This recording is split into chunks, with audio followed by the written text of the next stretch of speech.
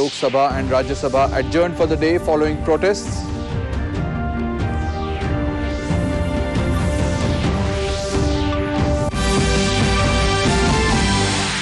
Union Minister Sarbananda Sonowal inaugurates first G20 Sustainable Financial Working Group meet in Guwahati.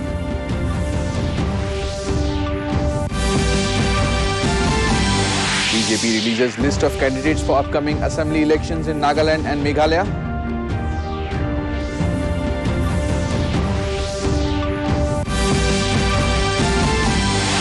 First day of third session of 12th Manipur Legislative Assembly begins. Chief Minister N. Biren Singh attends session.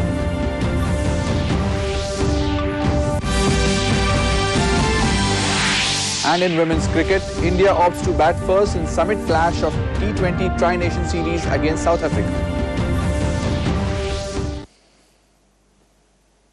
Welcome to the Northeast News Bulletin. This is Ashutosh Sharma bringing to you the stories in detail.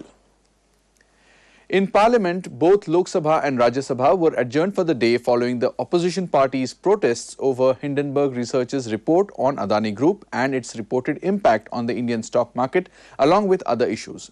When the Lok Sabha met this morning, opposition members including Congress, TMC, DMK and others trooped into the well demanding probe into the matter. Likewise, a similar scene was witnessed in the Rajya Sabha. Several opposition members had given adjournment notices to discuss the issue of investment by LIC, public sector banks and financial institutions in companies losing market value. In spite of repeated requests to maintain order in the House, disruptions continued.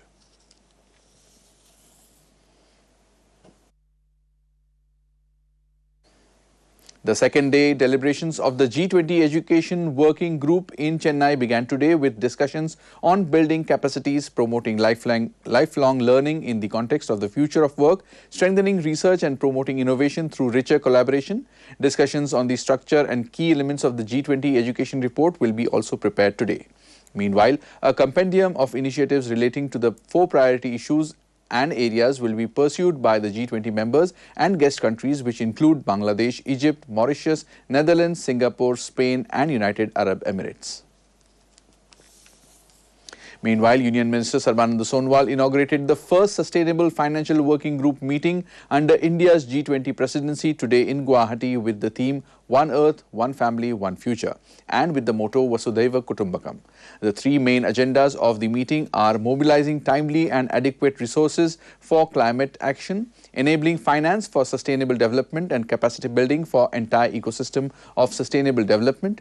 Over 100 delegates from the member countries of G20, guest countries and different international organizations are attending the 2-day-long first Sustainable Financial Working Group meeting.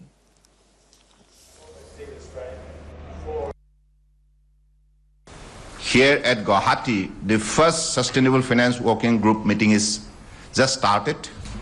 And in this particular event, mechanism for mobilization of timely and adequate resources for climate finance, enabling finance for the sustainable development goal and capacity building of the ecosystem for financing towards sustainable development. So these are the agenda on which the discussion will be held for 2 days. And I believe we are very much hopeful that whatever the climate science has created a very difficult situation for the people of the globe. Definitely this particular group discussion will definitely find out the way out. And this is mainly entrusted the responsibility to identify the difficulties of sustainable finance for climate action and also for equitable growth, for well-being of the people of the globe. The first G20 Employment Working Group meeting commenced today afternoon in Jodhpur amid tight security arrangements. The mandate of the Employment Working Group addressed priority labour, employment and social issues to further develop strong, sustainable, balanced, inclusive and job-rich growth. The three-day meeting started with a panel discussion on exploring strategies for global skills and qualifications, harmonization and developing a framework.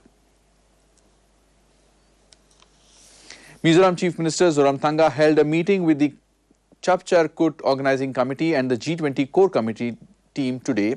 With Aizawl hosting the G20 meeting on the 2nd of March, the committee for organizing the Chapchar-Kut, after approval by the G20 meeting organizers, lined up the delegates to be invited to attend the festival. The meeting also reviewed certain changes that had to be made in view of the preparations. Meanwhile, as India holds the office of G20 presidency, around 200 meetings will be held across the country. In view of the upcoming assembly elections in various states of the northeastern region, Nagaland BJP has decided to contest the upcoming election in alliance with National Democratic Progressive Party (NDPP). The BJP will be contesting on 20 seats while NDPP on 40 seats. Addressing a press conference at party headquarters in New Delhi, the BJP state president Temjam Imna Along released the list of the candidates for the upcoming polls in Nagaland. Sitting Chief Minister of Nagaland Neiphu Rio will be contesting from the northern Angami 2 Assembly constituency.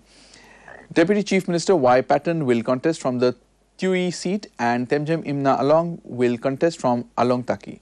Meanwhile, the BJP in Meghalaya also released the list of candidates for the assembly polls in Meghalaya today. The party has decided to contest all 60 seats alone in the state. State BJP Chief Ernest Maury will contest from the West Shillong seat.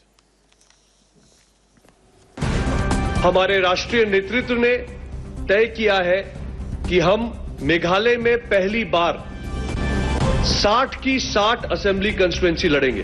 We will contest all 60 constituencies in Meghalaya and BJP will contest all the 60 seats on its own.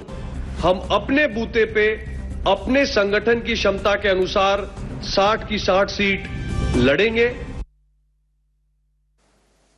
In Arunachal Pradesh, BJP candidate Sering Lamu filed her nomination papers today for the forthcoming by-election to Lungla ST Assembly constituency in Tawang district of the state. The by-polls to Lungla Assembly constituency is scheduled to be held on February 27th, the result of which will be announced on 2nd of March. It may be mentioned that the BJP Central Election Committee gave its approval on the name of Lamu, who is the ex-Zilla Parishad chairperson of Tawang yesterday. In view of the upcoming assembly elections in the state, Meghalaya Chief Minister Conrad Sangma met the public at Patharkota under 45 Tikrikila constituency to seek their support for party candidate Jimmy D. Sangma. Taking to his Twitter handle, Sangma expressed that NPP will ensure good governance for all areas in Meghalaya. He further assured that the chosen candidate will ensure further development of the constituency and will work with the momentum of the NPP. Likewise, adding more impetus to the campaign drive in the state, Tripura Chief Minister Dr. Manik Saha is campaigning door-to-door and interacting with the people. The double-engine government led by Prime Minister has done tremendous work in all fields, including successful implementation of PMAY and Ayushman Bharat in Tripura since 2018. Based on such welfare works, the people are showing huge support to BJP during the poll campaigns, informed Saha in a tweet. Manipur Chief Minister N. Biren Singh attended the first day of the third session of the 12th Manipur Legislative Assembly in the Assembly Hall, Manipur Legislative Assembly Secretariat, Chingmeirong. Taking to his Twitter handle, Singh informed that the session began with an address by Manipur Governor La Ganeshan, during which he mentioned the developments in various sectors and milestones achieved by the Manipur state government. From the district area notification with effect from 1st April 2022. The Armed Forces Special Powers Act has been revoked from these areas. Government of India approved construction of 34 police outposts along Indo-Myanmar international border and 6 police. Arunachal Pradesh Chief Minister inaugurated 22 projects and laid the foundation of 5 projects in Anini. Khandu also oversaw the drinking water scheme at Anini yesterday. Taking to his Twitter handle, Khandu said that his government is ensuring development in every district to take forward the march of rising Arunachal Pradesh. He said the works will further accelerate development in Dibang Valley district. It may be mentioned that Khandu arrived at Anini yesterday on a 3-day official visit. In women's T20 cricket, India was 19 runs for 6 overs against South Africa in the summit clash of the T20 Tri-Nation Series till the last reports came in. West Indies is the third team in the tournament. Of the 4 matches India played in the series, the women in blue won 3, while one of the league fixtures was washed out. With the Women's T20 World Cup starting from the 10th of this month, the Indian team will look to conclude the final leg of their preparations with a win in the Tri-Series title clash. In a proud moment for Ribhoi district in Meghalaya, Cadet Under Senior Officer Riza Iba Lalu was adjudged the best commander during the NCC PM rally held at Karyappa Parade Ground, New Delhi.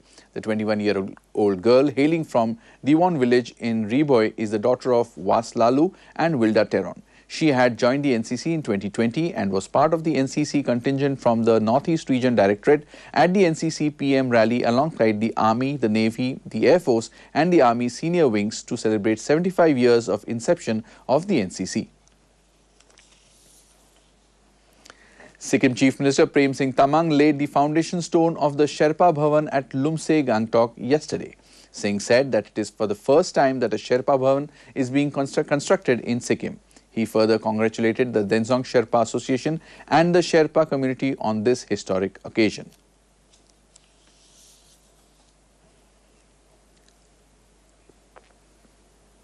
For more updates, viewers can also watch our bulletins and other programs on our YouTube channel DD News Guwahati.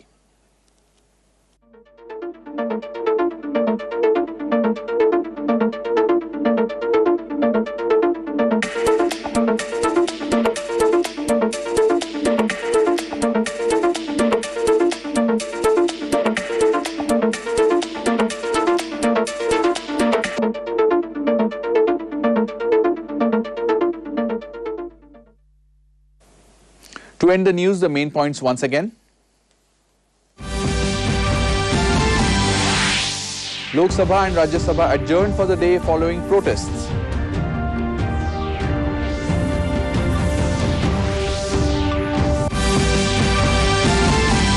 Union Minister Sarbananda Sonowal inaugurates first G20 Sustainable Financial Working Group meet in Guwahati.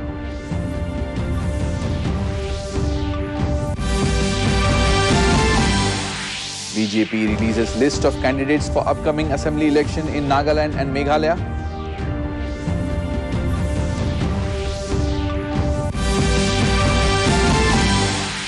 First day of third session of 12th Manipur Legislative Assembly begins. Chief Minister N. Biren Singh attends session.